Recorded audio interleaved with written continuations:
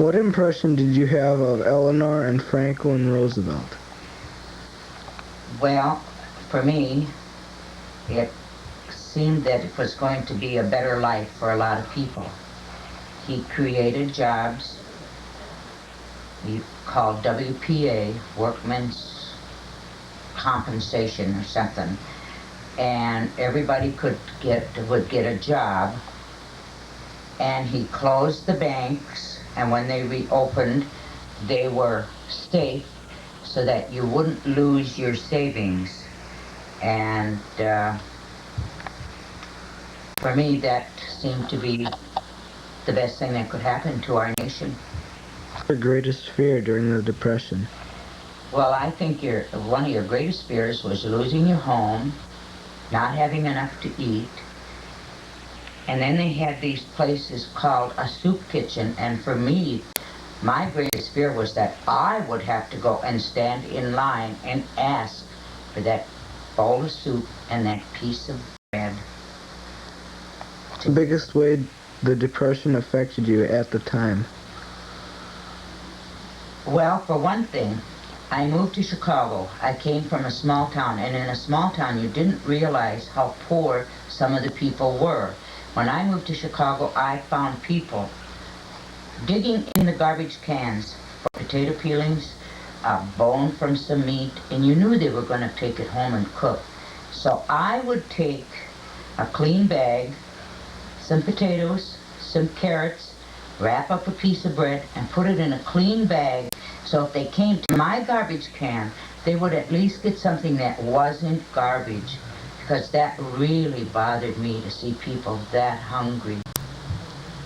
What's the biggest way the Depression affected your adult life and probably still affects you now? Well, you learned to economize. You learned the value of a dollar, because dollars were hard to come by in those days. So it taught you to sew, to cook, to always think ahead for the future so that you weren't going to go hungry. You learned all kinds of things, and to this day, I still sew. I still do a lot of cooking, my own baking. I make all my own vegetables, my fruits and pickles. And if I wouldn't have learned those during the Depression years, I maybe wouldn't do them today. So I think that's what I learned and still live by. Do you see any connections between economic conditions today and those of the 30s? Are there events which seem to be repeating themselves? Well, our economic conditions today,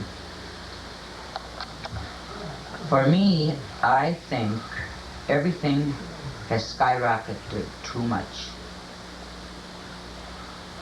I don't know, unless it's going to level off, we are bound to have another depression, which I hope will never be as bad as the one of the 29 and 30s. I don't really know how else to answer that question, except that I do think our commodities have got to come down and wages should level off. And maybe that would be the answer. I really don't know.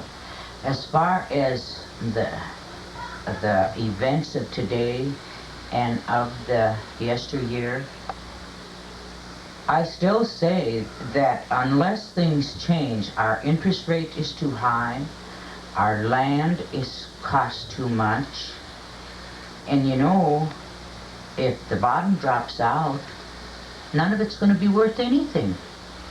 And that's what caused the other depression. And there, everything went way high, and then all of a sudden there was no money to back nothing up, and so that's why the country went broke. And let's hope it don't happen anymore. That's all I have to say, Joe.